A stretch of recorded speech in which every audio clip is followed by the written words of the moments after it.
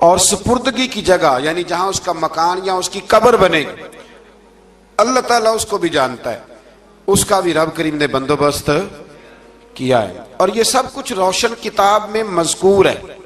مزید اللہ تعالیٰ نے فرمایا کہ تخلیق کائنات کا مقصد انسان کے خیر و شر کی آزمائش ہے، اس کے بعد کافروں کے حیات بعد الموت کو سحر قرار دینا۔ وہ کہتے تھے یہ جادو ہے، تو جادو قرار دینے اور ان کی سرکشی کا بیان ہے کہ عذاب میں تاخیر کو احسان شمار کرنے کی بجائے مسلمانوں کو تانے دیتے ہیں کہ عذاب کو کس چیز نے روک رکھا ہے۔ آگے چل کے انسان کی خود غرضی کو بیان کیا اللہ تعالیٰ، فرمایا کہ اللہ تعالیٰ کسی انسان کو کوئی نعمت عطا کرتا ہے تو وہ اس پر شکر گزار نہیں ہوتا، لیکن اگر نعمت چھن جانے پر تو پھر نا امید اور ناشکرا ہو جاتا ہے۔ ملی تھی تو پھر اس نے شکر ادا، چلی گئی تو بڑے شکوے کر رہا ہے۔ اسی طرح اگر مصیبت کے بعد کوئی نعمت ملے تو انسان اتراتا ہے، شیخی بھکارتا ہے، البتہ جو ہر حال میں صابر شاکر رہے اور عمل صالح کرے تو ان کے لیے بخشش ہے اور بڑا اجر ہے۔ اللہ تعالیٰ نے اپنے نبی پاک صلی اللہ علیہ وسلم کو تسلی کے لیے فرمایا کہ کفار طرح طرح کی فرمائشیں کرتے ہیں، کہتے ہیں کہ آپ پر کوئی خزانہ کیوں نازل نہیں کیا گیا، آپ اور آپ کے صحابہ غربت میں وقت گزارتے ہیں تو معاذ اللہ یہ وہ طعنہ دیتے تھے کہ کوئی خزانہ کیوں نہیں نازل کیا گیا، اور آپ کی تائید کے لیے فرشتہ کیوں نہ اترا۔ آپ اس پر تنگ دل نہ ہوں، آپ کا کام تو صرف لوگوں کو عذاب الہی سے ڈرانا ہے۔ اس صورت میں بھی قرآن کریم کے کلام الہی ہونے کا انکار کرنے والوں کو چیلنج دیا گیا ہے کہ اپنے تمام حمیتیوں کو ملا لو اور قرآن پاک جیسی 10 صورتیں بنا کے دکھاؤ، لیکن بنا سکتے؟ آیت نمبر 15 میں ارشاد فرمایا کہ دنیا اور اس کی زینت کے طلبگاروں کو ان کے اعمال کا اجر اسی دنیا میں مل جائے گا، لیکن آخرت میں پھر ان کا کوئی حصہ نہیں ہوگا، اجر آخرت کے اعتبار سے ان کے اعمال باطل ہو جائیں گے۔ آیت نمبر 17 میں قرآن کی حقانیت کا انکار کرنے والوں کے لیے نار جہنم کی وعید کا ذکر ہے، اور قرآن کے اللہ کی جانب سے حق ہونے اور بغیر کسی شک کے اس پر ایمان لانے کا ذکر ہے۔ اس کے بعد اللہ تعالیٰ پر جھوٹ باندھنے والوں اور اللہ کے رستے سے روکنے والوں کا ذکر کیا گیا کہ قیامت کے دن ان پر گواہ پیش ہوں گے کہ یہ اپنے رب پر جھوٹ باندھتے تھے، اور ان پر اللہ کی لعنت، ان کے لیے دوہرے عذاب اور آخرت میں ان کی یقینی ناکامی کا ذکر ہے۔ یہاں ایک بات آپ سے بھی عرض کروں، ہم بھی کئی دفعہ نا بھولے پن میں کہہ دیتے اللہ نے یہ بھی تو فرمایا نا جی قرآن میں، تو جب تک آپ پڑھ نہیں لیتے یا سن نہیں لیتے تب تک یہ جملہ بولنے کی ضرورت ہے۔ اسی طرح نبی پاک علیہ السلام نے فرمایا جس نے مجھ پر جھوٹ باندھا، جھوٹی حدیث بیان کی، وہ میں نے کہا ہی نہیں تھا پر اس نے جھوٹی حدیث بیان کی، تو حضور فرماتے اس نے حدیث نہیں سنائی بلکہ اپنا جہنم کے اندر مکان بنا لیا ہے۔ تو قرآن و سنت کے معاملے میں جس چیز کا علم نہ ہو، جس کی پوری خبر نہ ہو، آپ اس کے حوالے سے کوئی بات کر سکتے؟ احتیاط کریں، بہت احتیاط کریں۔ آیت نمبر 23 میں بتایا کہ جو ایمان لائے اور جنہوں نے نیک کام کیے اور اپنے رب کے حضور عاجزی کی تو یہ لوگ ہمیشہ جنت میں رہیں گے۔ مزید فرمایا کہ مومن اور کافر کی مثال ایسی ہے جیسے اندھا اور بینا، مومن گویا دیکھنے والا ہے اور کافر گویا اندھا ہے اور بہرا اور سننے کی صلاحیت رکھنے والا۔ آیت نمبر 25 سے 23 تک میں پھر حضرت نوح علیہ السلام اور ان کی قوم کے حالات بیان ہوئے کہ نوح علیہ السلام نے جب اپنی قوم کو توحید کی دعوت دی اور انکار پر عذاب الہی سے ڈرایا تو قوم کے سرداروں نے ان سے کہا، بھلا کیا کہا؟ کہنے لگے آپ تو ہم جیسے بشر ہیں، تو ہماری طرح ہی ہیں آپ، اور آپ کے پیروکار پسماندہ یعنی غریب لوگ ہیں اور کم عقل لوگ ہیں، ہماری رائے میں آپ کو معاذ اللہ ہم پر کوئی فضیلت حاصل نہیں، بلکہ معاذ اللہ ثم معاذ اللہ۔ کہنے لگے آپ تو جھوٹے ہیں، اللہ کے نبی کو کہہ رہے معاذ اللہ، استغفر اللہ۔ نوح علیہ السلام نے جواب دیا کہ میں اپنے رب کی جانب سے واضح دلیل رکھتا ہوں اور اس نے مجھے رحمت سے نوازا ہے، لیکن تم میرے مقام کو سمجھنے کی صلاحیت نہیں رکھتے، تم اتنی صلاحیت رکھتے نہیں ہو، اور پھر ارشاد فرمایا کہ میں تم سے دعوت حق کے صلے میں کسی اجر کا طلبگار نہیں ہوں، اور نہ ہی میں اہل ایمان کو اپنے پاس سے دھتکارنے والا ہوں، اور میں نے یہ دعویٰ بھی نہیں کیا کہ میرے پاس اللہ کے خزانے ہیں، اور نہ میں از خود غیب جاننے والا ہوں، اور نہ ہی میں یہ کہتا ہوں کہ میں فرشتہ ہوں، نہ میں یہ کہتا ہوں کہ جن لوگوں کو تم اپنی نظروں میں حقیر جانتے ہو اللہ انہیں خیر سے نہیں نوازے گا۔ فرمایا یہ ٹھیک ہے کہ اللہ بشروں میں سے رسول بناتا ہے، پر جسے بناتا ہے پھر اسے بڑی شانیں عطا فرماتا ہے۔ پہلے دن سے انسان کا یہ مسئلہ ہے، پہلے دن سے انسان کا یہ مسئلہ ہے کہ وہ کہتا ہے میں انسان سے ہدایت حاصل کروں، لیکن رب نے بھی قانون بنایا ہے کہ اللہ تبارک و تعالیٰ بندے پر ہی وحی فرماتا ہے۔ فرشتوں اور جنوں کو اللہ نے اس منصب کے لیے منتخب نہیں فرمایا۔ قوم نوح نے کہا کہ آپ نے ہم سے بہت بحث کی معاذ اللہ، بس جس عذاب سے آپ ہمیں ڈرا رہے ہیں وہ لے آئیے۔ تو نوح علیہ السلام نے کہا کہ اللہ چاہے گا تو تم پر عذاب بھی آ جائے گا۔ آیت نمبر 37 سے 47 میں بتایا کہ اللہ تعالیٰ کی طرف سے نوح علیہ السلام کو حکم ہوا کہ ہماری نگرانی میں اور ہماری وحی کے مطابق آپ کشتی بنائیے، اور ظالموں کے بارے میں ہم سے کوئی بات نہ کریں۔ حضرت نوح کی خواہش تھی کہ یا اللہ انہیں بھی معاف کر دے، فرمایا یہ ظالم ہے تو میرے نبی ان کے بارے میں مجھ سے کوئی بات نہ کریں، وہ ضرور غرق ہو جائیں گے۔ پھر وہ کشتی بنانے لگے، اور جب ان کی قوم کے سردار ان کے پاس سے گزرتے تو ان کا مذاق اڑاتے۔ یہ آپ کیا کر رہے ہیں؟ آج بھی وزیر مشیر بڑے بڑے لوگ اللہ ماشاءاللہ دینداروں کا مذاق اڑاتے نہیں؟ اڑاتے ہیں کہ نہیں اڑاتے مذاق؟ یہ کن کا طریقہ ہے؟ یہ تو قرآن مجید کہہ رہا ہے کہ حضرت نوح کی قوم جو کافر تھی ان کا طریقہ ہے اہل ایمان کا مذاق اڑانا۔ تو وہ مذاق اڑانے لگے۔ نوح علیہ السلام نے کہا کہ وہ وقت آنے والا ہے کہ جب تمہارا مذاق اڑایا جائے گا، اور تمہیں پتہ چل جائے گا کہ رسوا کن عذاب کس پر آئے گا۔ اللہ تعالیٰ نے فرمایا جب ہمارا حکم عذاب آ پہنچا اور تندور ابلنے لگا، تندور سے آگ نکلا کرتی ہے، پانی نہیں نکلا کرتا، پر نوح علیہ السلام کی قوم پر جب عذاب آیا تو پانی تندور سے نکلا، تندور سے اللہ نے پانی نکالا، جہاں سے پانی نکلا نہیں کرتا، تندور ابلنے لگا۔ اللہ اکبر۔ تو اللہ تبارک و تعالیٰ نے فرمایا تو ہم نے نوح علیہ السلام سے کہا کہ آپ خود اور اپنے گھر والوں کے ساتھ اس کشتی میں سوار ہو جائیں، اور اہل ایمان کو بھی سوار کر لیں، اور ہر چیز کے جوڑے یعنی نر اور مادہ کو سوار کر لیں۔ اور ان کے ساتھ ایمان والے بہت کام تھے۔ حضرت نوح علیہ السلام دعائیں پڑھتے ہوئے سوار ہو گئے۔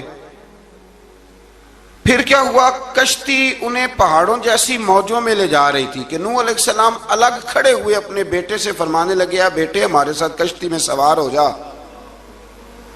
اور کافروں کے ساتھ نہ رہو۔ اس نے یعنی نوح علیہ السلام کے بیٹے نے کہا کہ میں آپ کے ساتھ نہیں بیٹھوں گا، ابھی کوئی پہاڑ آئے گا تو میں پہاڑ کی پناہ لے لوں گا۔ اگر کسی نیک آدمی کا بیٹا کبھی غلط نکل آیا تو اس کا مطلب یہ نہیں کہ اس نے تربیت ٹھیک نہیں کی، ہاں یہ اعتراض چھوڑ دیں، اس لیے کہ نوح علیہ السلام کا بیٹا کافر ہو گیا، اور جب سیلاب نظر آیا تو اس سے کہا کہ آجا سوار ہو جا، تو کہنے لگا میں نہیں بیٹھوں گا، میں تو کسی پہاڑ کی پناہ لے لوں گا اور میں اس کے اندر چھپ جاؤں گا اور وہ پہاڑ مجھے پانی سے بچا لے گا۔ نوح علیہ السلام نے کہا آج اللہ کے حکم کے سوا کوئی بچانے والا نہیں ہے سوائے اس کے جس پر اللہ رحم فرمائے۔ پھر ان دونوں کے درمیان موج حائل ہو گئی، ایسے ایک موج اٹھی اور حضرت نوح کا بیٹا ڈوب گیا۔ اور جب حضرت نوح کا بیٹا ڈوبا اللہ کی طرف سے حکم ہوا اے زمین اپنا پانی نگل لے، اے آسمان تھم جا، پانی خوش ہو گیا، اللہ کا فیصلہ نافذ ہو گیا اور کشتی کوہ جودی پر ٹھہر گئی۔ نوح علیہ السلام نے اللہ سے التجا کی کیا میرے پروردگار میرا بیٹا اور میرے اہل سے ہے اور تیرا وعدہ سچا ہے کہ تو میرے اہل کو بچا لے گا۔ اللہ نے فرمایا نوح وہ آپ کے اہل میں سے ہے ہی نہیں، وہ آپ کے اہل میں سے ہے ہی نہیں۔ اہل میں سے وہ ہوگا جو آپ کے طریقے پہ چلے گا، جو طریقے پہ نہ چلے وہ نسل میں سے ہے ہی نہیں، وہ ختم ہو گئی بات۔ اللہ اکبر۔ اس کے اعمال ٹھیک نہیں، جس بات کی حقیقت کا آپ کو معلوم نہ ہو اس کے بارے میں سوال نہ کریں۔ تو نوح علیہ السلام نے اللہ تعالیٰ سے اپنی اس اجتہادی خطا پر مغفرت اور رحم کی دعا کی۔ پھر طوفان نوح تھم جانے کے بعد وہ سلامتی کے ساتھ اتر گئے۔ اجتہادی خطا میں نے ایک لفظ بولا ہے، یہ اجتہادی خطا کا مطلب یہ ہے کہ بعض اوقات انبیاء سے ایسی باتیں سرزد ہو جاتی ہیں کہ جو تعلیم امت کے لیے ضروری ہوتی ہیں، تاکہ لوگوں کو پتہ چل جائے کہ اللہ کی بارگاہ میں توبہ کیسے کرنی ہے۔ اگر وہ لوگ توبہ نہ کرتے تو ہمیں توبہ کے طریقے سمجھ میں، یعنی ان سے اجتہادی خطا ہو گئی، کہنے میں کرنے میں کوئی ایسی بات ہو گئی جو بظاہر اللہ تعالیٰ کی رضا والی، تو فوراً معافی مانگ لیتے تھے۔ لیکن اب امتی اٹھ کے کہے کہ نبی گناہ گار ہے معاذ اللہ۔ حضرت آدم نے دعا مانگی تھی نا، ربنا ظلمنا انفسنا، اے اللہ ہم نے اپنی جانوں پر ظلم کیا، انہوں نے کہا تھا۔ تو اگر کوئی بندہ حضرت آدم کو ظالم کہے گا تو کافر ہو جائے گا، تو اگر وہ کہے کہ وہ تو خود کہہ رہے ہیں، ایک بندہ اڑ جاتا ہے، کہتے ہیں تو خود کہہ رہے ربنا ظلمنا، تو خدا کے بندے وہ اللہ کے نبی ہیں، وہ رب سے کہہ رہے ہیں، وہ عاجزی کے طور پر کہہ رہے ہیں۔ کچھ لوگ اڑ جاتے ہیں، کہتے ہیں خود حضور نے کہا ہے جی انا بشر مثلکم، میں تمہاری طرح کا بشر ہوں، خود نبی پاک نے کہا ہے۔ عجیب بیوقوف بندے ہو، نبی کریم تو کہہ سکتے ہیں پر امتی اٹھ کے نہیں کہہ سکتا۔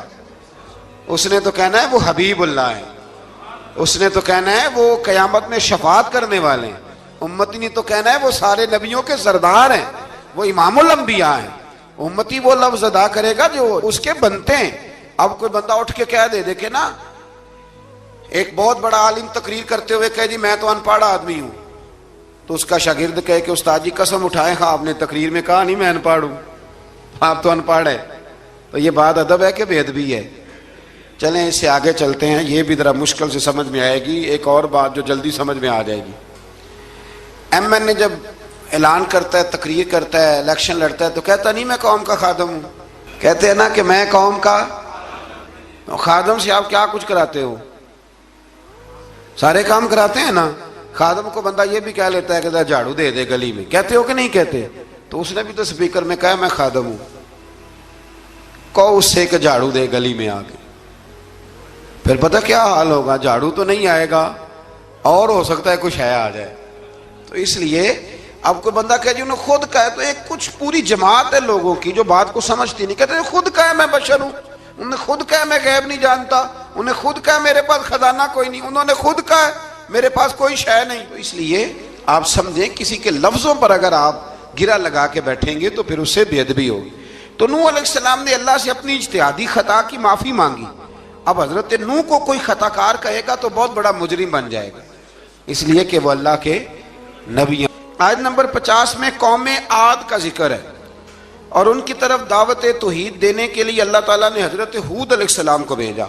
ہود علیہ السلام نے قوم سے کہا کہ میں تم سے کسی چیز کا اجر طلب نہیں کروں گا، میرا اجر میرے اللہ کی بارگاہ میں ہے، پاس تم اپنے رب سے بخشش مانگو، پھر اس کی بارگاہ میں توبہ کرو، اللہ تعالیٰ تم پر موسلا دار بارش برسائے گا اور تمہاری قوت میں اضافہ فرمائے گا۔ قوم عاد نے دعوت حق کو رد کیا اور ایمان نہ لائے، بلکہ ہود علیہ السلام پر طنز کیا۔ وہ کہنے لگے کہ ہمارے تو معبودوں نے، ہمارے بتوں نے معاذ اللہ آپ کو پاگل بنا دیا ہے، آپ کو مجنون بنا دیا ہے۔ الٹا حضرت ہود کو کہنے لگے اس لیے آپ ایسی باتیں کرتے ہیں۔ ہود علیہ السلام نے کہا میں اللہ کو گواہ بناتا ہوں اور تم بھی گواہ رہنا کہ میں تمہارے شرک سے بری ہوں، اور میں اللہ پر توکل کرتا ہوں، اور میں نے رسالت کا حق ادا کر دیا ہے۔ آیت نمبر 58 میں اللہ تعالیٰ نے فرمایا جب ہمارے عذاب کا وقت آ گیا تو ہم نے اپنی رحمت سے ہود اور ان کے ساتھ مومنوں کو نجات عطا کی۔ قوم عاد نے اللہ کی نشانیاں اور رسولوں کو جھٹلایا اور دنیا اور آخرت میں لعنت کے حقدار ہوئے۔ آیت نمبر 61 میں پھر سے حضرت صالح علیہ السلام اور ان کی قوم سمود کے حالات کو بیان کیا گیا ہے۔ حضرت صالح نے کہا ہے میری قوم اللہ وحدہ لا شریک کی عبادت کرو، اس سے بخشش طلب کرو، اس کی بارگاہ میں توبہ کرو، اس نے تمہیں زمین سے پیدا کیا ہے، اس پر آباد کیا ہے۔ جواب دیا ہے صالح ہمارے آباء و اجداد کے معبودوں کی عبادت کو روکنے سے پہلے ہمیں آپ سے بڑی امیدیں تھیں، اور اب آپ ہمیں روکنے لگ گئے ہیں باپ دادا کے دین سے، لیکن اب ہمیں آپ کی دعوت کے بارے میں شکوک ہیں۔ صالح علیہ السلام نے اپنی قوم سے کہا کہ یہ اللہ کی اونٹنی ہے اور یہ تمہارے لیے نشانی ہے، اسے چرنے کے لیے آزاد چھوڑ دو اور اسے تکلیف نہ دینا۔ اللہ اکبر، ورنہ تمہیں عذاب پہنچے گا۔ انہوں نے اونٹنی کی کونچیں کاٹ ڈالی۔ صالح علیہ السلام نے کہا تم صرف 3 دن اپنے گھروں میں مزے اٹھا لو، 3 दिन, फिर अल्लाह का यकीनी अजाब आएगा। फिर एक चिंगाड़ ने उनको आ दबोचा, वो अपने घरों में घुटनों के बल ऊंधे पड़े रह गए। सिर्फ सालेह अलैहिस्सलाम उनके साथ अहले ईमान इस आजाब से बचे। ये 3 कौमों का जिक्र हो गया, नूह अलैहिस्सलाम की कौम का भी, हूद अलैहिस्सलाम की कौम का भी, और हजरत सालेह।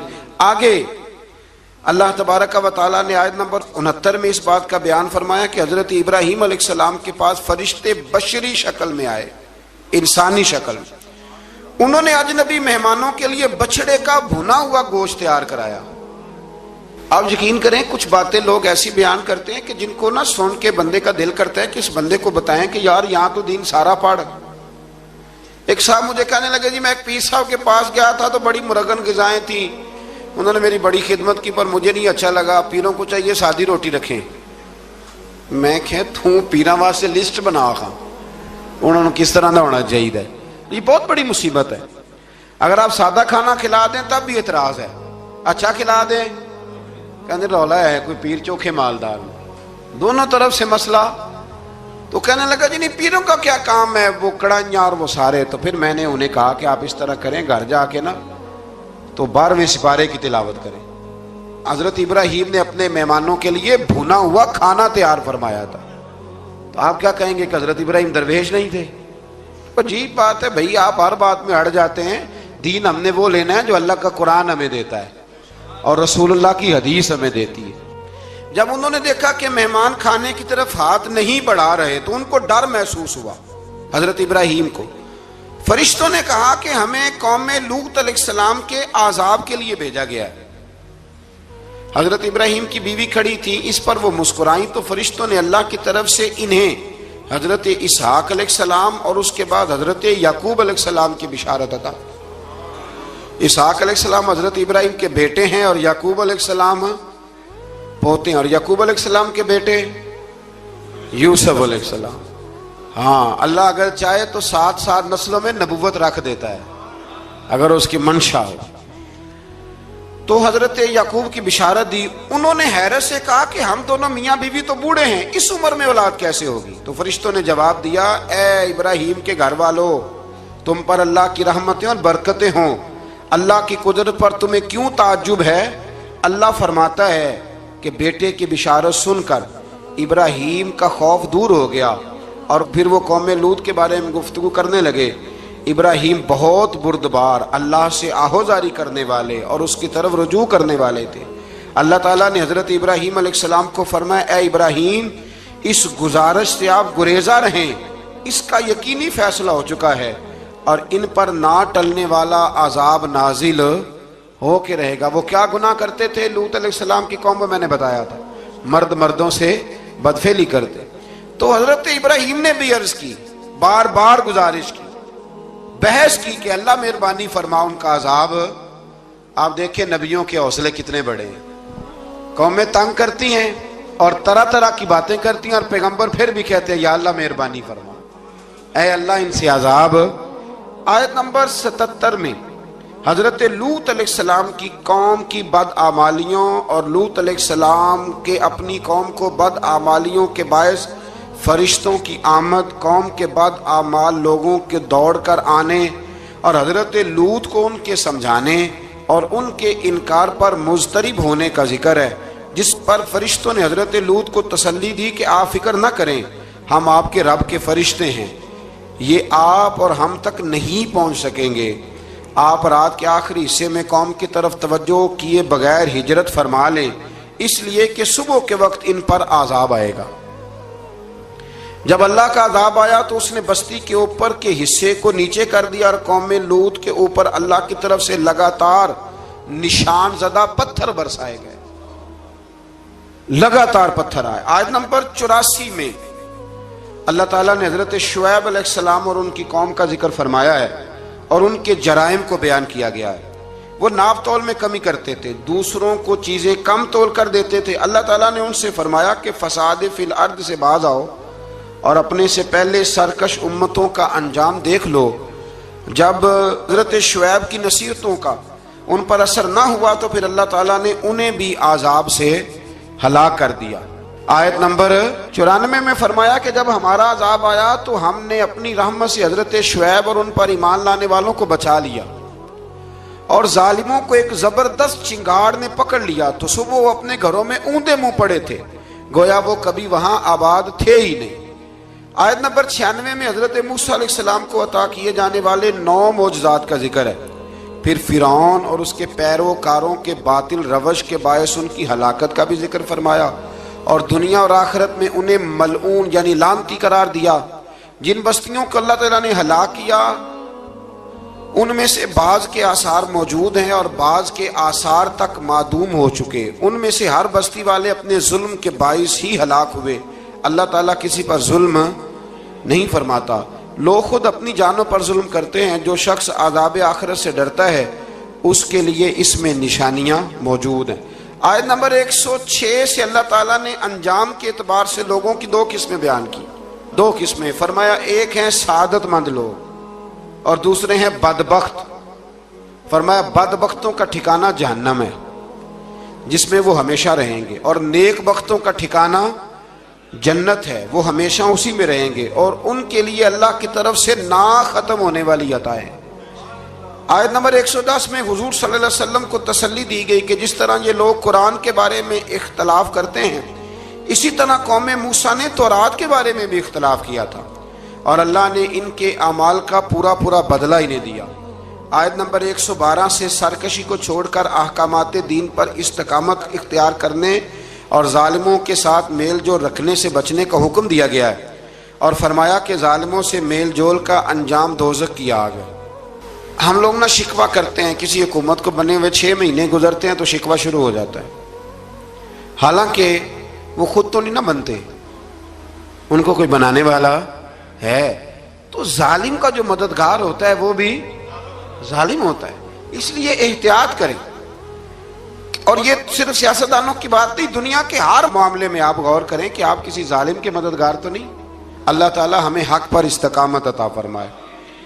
آیت نمبر 114 میں دن کے دونوں طرفوں میں اور ابتدائی رات کے کچھ حصے میں اللہ تعالیٰ نے نماز قائم کرنے کا حکم دیا ہے۔ رات کے کچھ حصے میں بھی نماز پڑھنی چاہیے، اور یہ بھی بتایا کہ بے شک نیکیاں گناہوں کو مٹا دیتی ہیں، اور یہ نصیحت قبول کرنے والوں کے لیے نصیحت ہے۔ آیت نمبر 120 میں اللہ تعالیٰ نے فرمایا کہ ہم آپ صلی اللہ علیہ وسلم کو رسولوں کی تمام خبریں آپ کے دل کی تسکین اور تقویت کے لیے بیان کرتے ہیں، اور ان میں مومنوں کے لیے نصیحت اور عبرت ہے کہ ان ساری باتوں سے عبرت پکڑ لو۔ بچہ صرف وہی جو اللہ کے نبیوں کے طریقے پہ چلا اور نبیوں کے ساتھ رہا، باقی بچ سکے نہیں۔ اللہ تعالیٰ کی طرف سے توحید و رسالت اور وقوع قیامت کے دلائل بھی ہیں۔ آیت نمبر 123 میں فرمایا کہ آسمانوں اور زمینوں میں سب غیب اللہ ہی کے ساتھ مختص ہیں، اور ہر کام اسی کی طرف لوٹایا جاتا ہے۔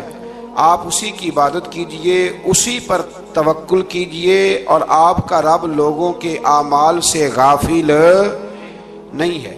اسی بارے میں نا آگے سورۃ یوسف شروع ہو رہی ہے، اس کو اللہ تعالیٰ نے کہا ہے کہ یہ بڑا پیارا قصہ ہے، احسن القصص کا، قصوں میں سونا قصہ۔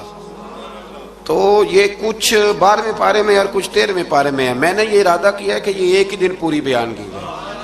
ایک بزرگ کی بات لکھی جو تابعی ہیں، وہ فرماتے ہیں کہ ان بزرگوں کا طریقہ یہ تھا کہ وہ لوگوں سے چھپ کے نا پہاڑ کے پیچھے عبادت کرتے تھے، اور پوزیشن ان کی یہ تھی کہ کسی سے ملتے نہیں تھے، بالخصوص فجر کی نماز سے لے کر عصر کی نماز تک بکریاں رکھی ہوئی تھیں، ان کو چراتے رہتے تھے فرات کے کنارے اور نفل پڑھتے رہتے تھے۔ اس وقت کو ملنے بھی نہیں آتا تھا۔ ایک شخص بڑی دور سے ان کی شہرت سن کے آیا، میں نے تو ملنا ہے۔ لوگوں نے کہا وہ اس وقت نہیں ملتے، ناراض ہوتے۔ اس نے کہا اللہ کا بندہ ہے نا، ناراض ہو بھی جائے گا تو لمبا ناراض رہے گا نہیں، اللہ والے جلدی راضی ہو جاتے ہیں۔ پہنچ گئے۔ اب وہ بابا جی نماز پڑھ رہے تھے تو کہتے میں نے عجیب منظر دیکھا کہ بابا جی فرات کے کنارے نماز پڑھ رہے ہیں اور ایک بھیڑیا ان کی بکریوں کی حفاظت کر رہا ہے۔ سبحان اللہ۔ کہتے میں حیران رہ گیا کہ بھیڑیا تو بکریاں کھایا کرتا ہے اور یہاں چرا رہا ہے۔ کہتے میں جب گیا تو بابا جی نوافل میں مشغول تھے، مجھے دیکھ کے کہنے لگا اس وقت کیوں آئے؟ میں نے کہا حضور اگر آئے گیا ہوں تو پھر مہربانی کرے قبول فرما لیں۔ میں بیٹھ گیا تو میں نے کہا حضور یہ بھیڑیا بکریاں چلا رہا ہے، بھیڑیے اور بکریے کی صلح کب سے ہو گئی؟ تو فرماتے ہیں لمبی تقریر نہیں، ہلکا سا جملہ، فرمانے لگے جب سے بکریوں کے مالک نے رب سے صلح کر لی ہے نا، تب سے بھیڑیوں نے بھی بکریوں سے صلح کر لی ہے۔ بکریوں کے مالک نے رب سے صلح کر لی، گناہ چھوڑ دیے، اس کی فرما برداری میں آ گئے، اب پھر اسے بکریاں چلانے کی ضرورت نہیں رہی، بکریاں نہ اب بھیڑیا چراتا ہے۔ کہتے ہیں میرے اوپر کپ کپی طاری ہو گئی بزرگوں کی بات سن کے، اور مجھے پیاس لگی اور خواہش آئی کہ پتہ نہیں اب بابا جی کچھ کھلائیں پلائیں گے بھی کہ نہیں، بابا جی کچھ کھلائیں گے بھی کہ نہیں۔ کہتے ہیں میرے دل میں خیال تھا تو بزرگوں نے نا ایک لکڑی کا پیالہ، ان کے پاس وہ غار میں بیٹھے تھے تو ایک چھوٹا سا پتھر تھا، اس کی ڈھلان بنی ہوئی، بابا جی نے اس کے نیچے لکڑی کا پیالہ رکھا، وہ رکھا ہی تھا تو وہ دودھ سے بھر گیا۔ کہتے ہیں انہوں نے مجھے دیا تو ٹھنڈا اور میٹھا دودھ، میری طبیعت خوش ہو گئی۔ بابا جی نے دوبارہ وہی پیالہ اسی جگہ رکھا تو شہد سے بھر گیا۔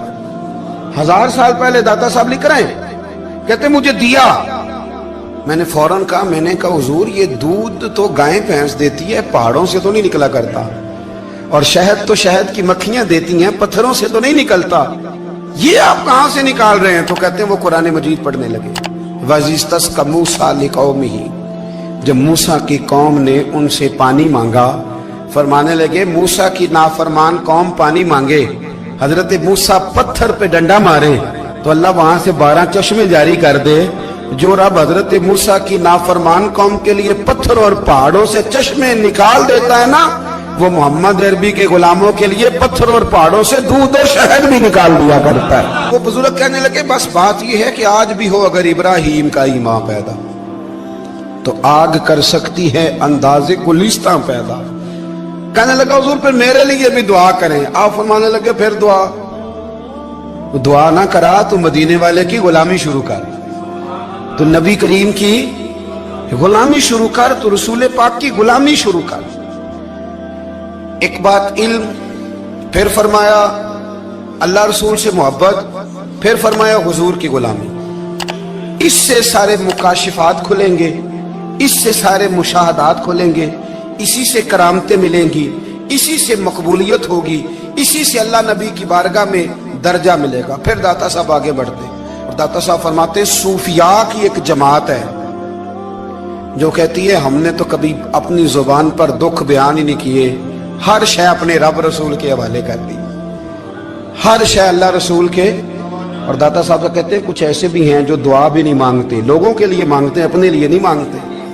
آپ دعا کیوں نہیں مانگتے؟ تو کہتے ہیں اللہ کو تو پتہ ہی ہے ہمیں کیا چاہیے، اسے تو پتہ ہی ہے۔ ایک بزرگ کی بات لکھی ہے داتا صاحب نے، میری جماعت میں نا مزاج ہے کرامتوں کا، مجھے وہ ساری باتیں بھی آتی ہیں کہ ایک بندہ کراچی سے آیا، داتا صاحب حاضری دی تو اس کی لاٹری نکل آئی، یہ بھی مجھے آتی ہے، لکھی پڑھی ہے میں نے، کتابوں میں ہے یہ بھی۔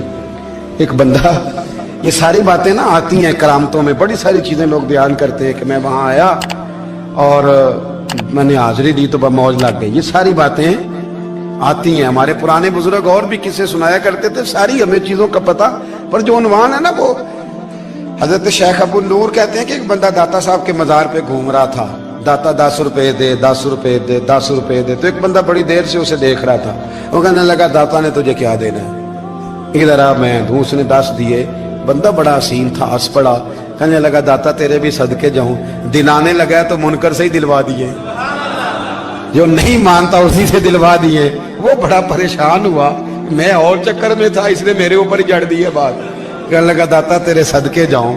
تو یہ ساری باتیں کتابوں میں موجود ہیں، لوگوں نے اپنے اپنے مشاہدات جو جس کے ساتھ پیش آیا اس نے بیان کیے ہیں، بہت ساری باتیں قابل بیان ہیں، پر جو عنوان ہے میں اس پہ رہنا چاہتا ہوں۔ داتا صاحب رحمت اللہ علیہ فرماتے ہیں ہماری تعلیمات ہیں کہ اپنے دکھ درد دنیا داروں سے بیان نہیں کرنے، سوال کا دروازہ لوگوں کے سامنے کھولنا، اللہ والوں سے کہیں گے کبھی کہنا ہوگا تو دنیا داروں سے کہنا۔ کہتے ہیں ایک شیخ احمد نام کے بزرگ تھے، ساری زندگی کسی کو کام نہیں بتایا، ساری زندگی بڑی مشکلات آئیں، پر کبھی اپنی ذات پر سوال کا دروازہ نہیں کھولا۔ ایک ایسی مشکل آئی کہ جو حل ہی نہیں ہوتی تھی، کسی نے ان پر کوئی الزام لگا دیا۔ ابو مسلم نام کا ایک بادشاہ تھا، اس کی حکومت تھی، اس نے پکڑ کے قید میں ڈال دیا۔ اب قید میں ہیں، जुर्म लग गया है, फर्द जुर्म आयद हो गई है, जेल में है।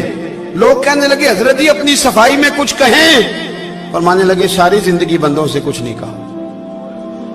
अल्लाह रसूल को पता है मैं बेगुनाह हूं, मुझे कहने की जरूरत नहीं। दाता गानी बख्श अली हजवेरी ने लिखा है, दाता साहब कहते हैं तू यकीन कामिल तो पैदा कर, तू ईमान तो पुख्ता कर। दाता साहब कहते हैं वो अबू मुस्लिम जो बादशाह था वो नेक आदमी था, उसे रात को ख्वाब में नबी करीम की जियारत नसीब हुई, और हुजूर सैयद आलम सल्लल्लाहु अलैहि वसल्लम फरमाने लगे तूने अल्लाह का एक नेक बंदा जेल में डाल दिया, डर नहीं आता, वो तो बेगुनाह है। बादशाह आधी रात को खुद उठा। दादा साहब फरमाते हैं किसी गार्ड को नहीं भेजा, पुलिस वाले को नहीं भेजा, जेलर से नहीं, खुद गया, जाके जेल का दरवाजा खोला, दरवाजा खोल के उस दरवेश को आजाद किया, कहने लगा बाबा जाओ, मुझे पता चल गया बेगुनाह है। बाबा जी सलाम करके जाने लगे तो बादशाह फिर आगे आया, हाथ बांधे, हाथ चूमे, कहने लगा हुजूर आप बड़े नेक हैं, मेरे लिए कोई हुक्म हो तो बताइएगा, मेरे लायक को खिदमत हो तो बताइएगा। तो शेख अहमद फरमाने लगे तुझे अभी भी समझ नहीं आई, तुझे अभी भी नहीं समझ आई। कहने लगा हुजूर क्या? फरमाने लगे जो तहज्जुद के वक्त तुझे उठा के मुझे रिहा करने भेज सकते हैं वो मेरी कोई जरूरत बाकी रहने देंगे? मुझे कोई जरूरत पड़ेगी किसी और को कहने की? जो तहज्जुद के वक्त तुझे उठा के भेजते हैं कि जा खोल जाके दरवाजा, वो जरूरत रखेंगे मेरी? जरूरत मुझे रहेगी कि मैं तुझे और कोई काम, अभी भी तुझे समझ नहीं आई? तो दाता अली अजमेरी रहमतुल्लाह अलैह फरमाते हैं असल में हमारी तबीयत है, हमने बंदों से दिल लगा लिया है, दिल अल्लाह रसूल से लगाओ। किसी बंदे से लगाना तो उससे लगाओ जो अल्लाह वाला हो।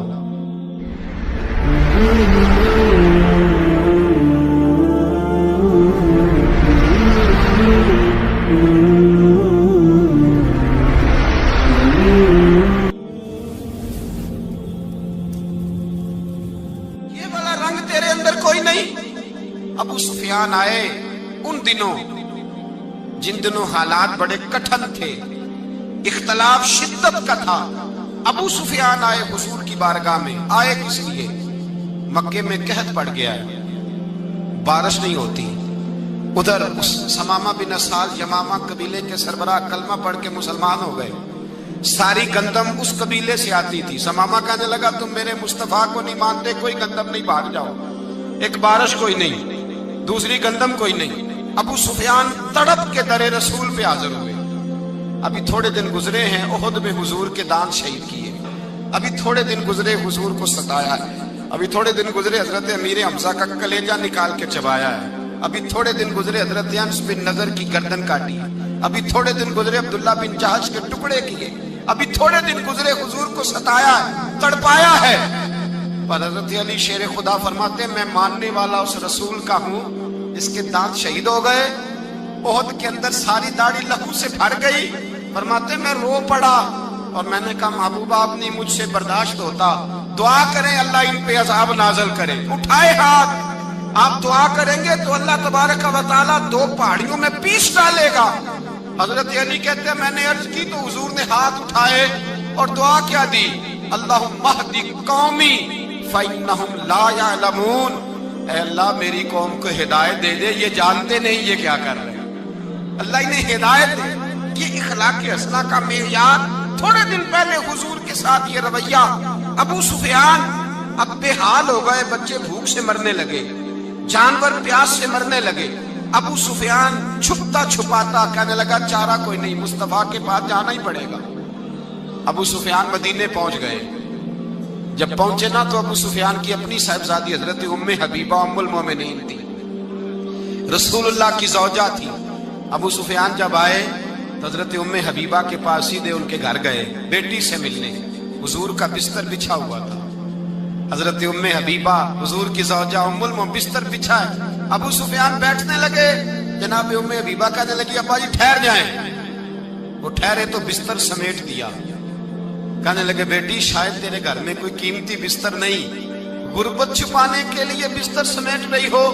जनाब उम्मे हबीबा कहने लगी अब्बा तू मुसलमान नहीं ना हुआ, अभी तेरी सोच काफिरों जैसी है। तू यहाँ आके खड़ा हो ना जहाँ मैं खड़ी हूँ, फिर तुझे रसूलुल्लाह की मोहब्बत के रंग का पता चले।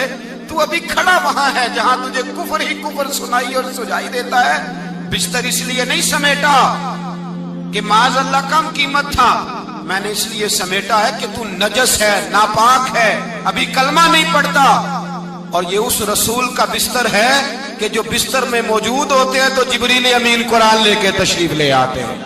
ذرا وجود اس قابل نہیں کہ یہاں بٹھایا جائے۔ نبی پاک صلی اللہ علیہ وسلم کی بارگاہ تک ابو سفیان آئے۔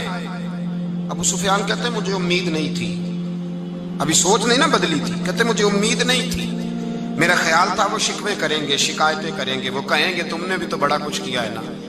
ابو سفیان کہتے ہیں میں قربان جاؤں، میں نے یہ رنگ دیکھا تو مدینے کی فضا ویسے ہی بڑی ٹھنڈی تھی، لیکن مصطفیٰ کریم کے ساتھ جب میں نے بات کی تو میرے وجود پر گریہ طاری ہو گئی، میرے اوپر کیفیت طاری ہو گئی، میں تڑپنے لگا۔ کہتے ہیں میں نے کہا محبوبہ میں آیا ہوں، آپ کا کلمہ پڑھتے ہی سمامہ نے گندم بند کر دی ہے، بارشیں رک گئی ہیں، مکے کے لوگ بھوک اور پیاس سے مرنے لگے ہیں، محبوبہ بیٹیاں روتی ہیں، یا رسول اللہ مائیں ان کی چھاتیوں میں دودھ خشک ہو گیا ہے، بچے بلکتے ہیں۔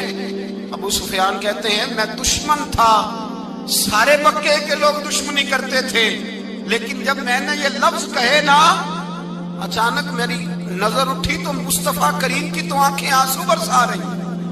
کہتے میری بات بھی مکمل نہ ہوئی، حضور نے پہلے رکا منگوایا سمامہ کے نام، فرمایا پہلے تو انہیں غلہ اپنی مرضی سے دیتا تھا، اب تیرے نبی کا حکم ہے کہ پہلے سے بڑھ کر تو انہیں غلہ دینا ہے۔ اور پھر میرے مصطفیٰ نے ہاتھ اٹھائے۔ اور بھائی مشکل ہوتا ہے، مشکل ہوتا ہے، سگے بھائی کے لیے لوگ دعا نہیں کرتے، کہتے میرا شریکہ ہے، ساس بہو کے لیے بہو ساس کے لیے دعا نہیں مانگتی، کہتے اختلاف ہے، لوگ لوگوں کی زندگی نہیں مانگتے، بیماری میں شفا نہیں مانگتے۔ ابو سفیان کہتے ہیں آمنہ کے لال تیرے قربان جاؤں۔ حضور نے ہاتھ اٹھائے اور کہا اے اللہ مکے کی سنگلاخ پہاڑیوں پہ بارش برسا، اے اللہ کھیتیاں ہری کر دے، اے اللہ ماؤں کی چھاتیوں میں دودھ بھر دے، اللہ عورتوں کو تازگی دے دے، بچوں کو رانائی دے دے، پھلوں پھولوں کو تازگی دے دے۔ ابو سفیان کہتے پہلے حضور رو رہے تھے اور جب نبی پاک کی دعا دیکھی تو میں نے رونا شروع کر دیا، میں نے رونا شروع کر دیا۔ کہتے واپس آیا تو وہ احساس کہ یار یہ میں کس شخص سے مل کے آیا ہوں، یہ کس قسم کے آدمی سے مل کے آیا ہوں، یہ کیسا رنگ ہے، یہ کس قسم کا انداز ہے کہ جس کو میں پتھر مارتا رہا وہ میرے لیے دعائیں لے کے بیٹھا ہوا ہے، جس کو ساری زندگی ستایا ہے وہ میرے بچے کے لیے روتا ہے، میری بیٹی کے لیے اس کی آنکھ میں آنسو ہیں، وہ ہمارے لیے تڑپ رہے ہیں۔ میرے بھائیوں ابو سفیان کہتے ہیں پھر دوسرا جلوہ میں نے تب دیکھا جب حضور مکے آئے، اور میں تو آخر تک لڑنے آیا تھا نا حدیبیہ تک۔ کہتے ہیں جب رسول پاک مکے آئے اور حضور نے اعلان معافی کیا تو بنتا تو یہ تھا کہ مجھے سزا ملتی، لیکن میرے مصطفیٰ کریم نے فرمایا جو ابو سفیان کے گھر میں چلا جائے گا میں اسے معاف کر دوں گا۔ کہتے ہیں میں نے کہا یہ میرے لیے کس قسم کی سزا تجویز کی ہے کہ میں عمر بھر دشمنی کرتا رہا اور یہاں رنگ عجیب ہے۔ حضور نے میرے لیے ہی اعزاز لکھ دیا، فرمایا جو ابو سفیان کی حویلی میں داخل ہو گیا میں نے معاف کیا۔ ابو سفیان کہتے ہیں پتہ نہیں کتنے پردے تھے جو اٹھ گئے، پتہ نہیں کتنی منزلیں تھیں جو طے ہو گئی، پتہ نہیں کتنے جلوے تھے جن کا نظارہ ہو گیا، اور میں نے غور سے چہرہ دیکھا تو میری آنکھوں سے پٹی اتر گئی اور مجھے عبداللہ کے یتیم بیٹے کے پیچھے محمد الرسول اللہ کے جلوے نظر آنے شروع ہو گئے۔ اخلاقی قدریں جب موجود رہتی، یہاں تو لوگ مرے ہوئے شخص کو مارتے ہیں، یہاں تو سڑک پر کتنی کراوٹ ہے اور کتنا گر گیا ہے اخلاق ان لوگوں کا، ایکسیڈنٹ ہو گیا ہے، ٹرین کی پٹری سے اتر گئی ہے، چیخو پکار ہے، آہیں ہیں، تڑپنا ہے، رونا ہے، سسکیاں ہے، ماں کا بازو کٹا ہے پر وہ چیختی ہے ذرا میرے بیٹے کا پتہ کرو، باپ کی آنکھوں میں ریت پڑ گئی ہے پر وہ تڑپتا ہو میرا بیٹا تھا، چیخو پکار ہو رہی ہے۔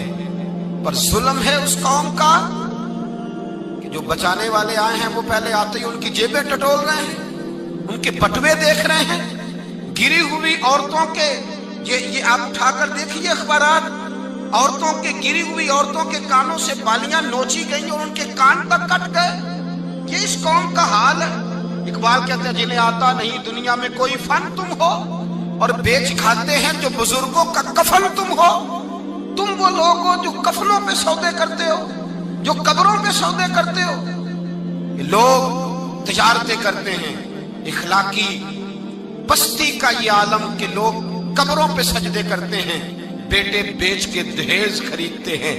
غریب کی بیٹی روز تڑپتی ہے، روتی ہے، روز سسکیاں لیتی ہے کہ کہاں سے وہ دروازہ کھلے گا جب میں بھی جب سہاگن ہوں گی، جب میرا باپ بھی عزت کے ساتھ مجھے رخصت کرے گا. اور غریب آدمی بیٹی کی شادی کے بعد اتنا دکھی رہتا ہے، وہ بھی کم ہی لوگ جانتے ہیں، وہ بھی وہی لوگ جانتے ہیں جو اس منظر سے گزرتے ہیں.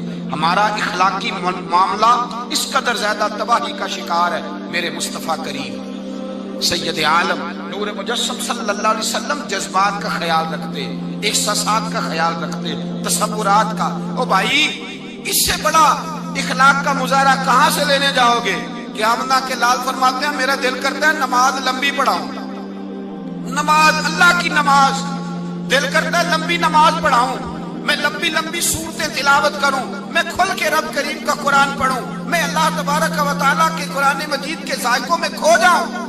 لیکن حضور فرماتے ہیں نماز میں کسی بچے کے رونے کی آواز آتی ہے، کسی بوڑھے کی ہائے کی آواز آتی ہے، کسی بیمار آدمی کی ہائے کی آواز آتی ہے. نبی پاک فرماتے ہیں میں اللہ کی نماز چھوٹی کر دیتا ہوں، اللہ کے بندوں کا خیال کرتا ہوں. میں رب کی نماز چھوٹی کر دیتا ہوں، رب کریم کے بندوں کا خیال کرتا ہوں. خدا کے بندے تو ہیں ہزاروں، بنوں میں پھرتے ہیں مارے مارے، میں اس کا بندہ بنوں گا جس کو خدا کے بندوں سے. میرے حبیب کریم سید عالم صلی اللہ علیہ وسلم نے فرمایا اللہ کریم نے بندے کو، مخلوق کو پیدا کرنے سے پہلے جو تحریر سب سے پہلے لکھی تھی نا، اللہ نے اپنے پاس جو جملے سب سے پہلے لکھے تھے بندے بنانے سے بھی پہلے، وہ فکرے یہ تھے کہ ان رحمتی سبقت اعلی غضبی. رب کریم نے لکھا تھا بے شک میری رحمت زیادہ ہے، میرا غضب زیادہ نہیں ہے. اس نے لکھا تھا کہ میری رحمت ہمیشہ میرے غضب پر غالب رہے گی. خوشبو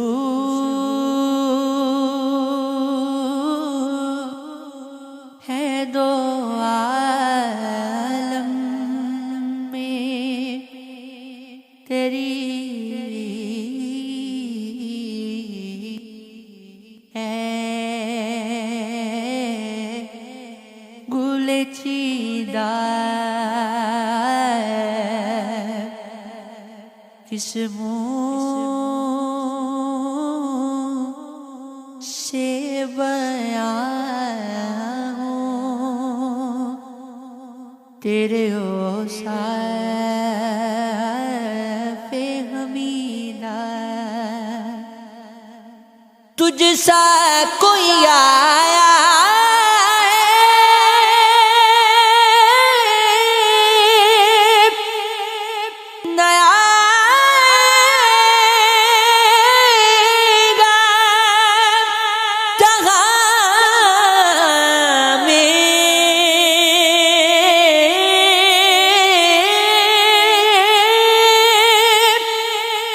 تجھ سا کوئی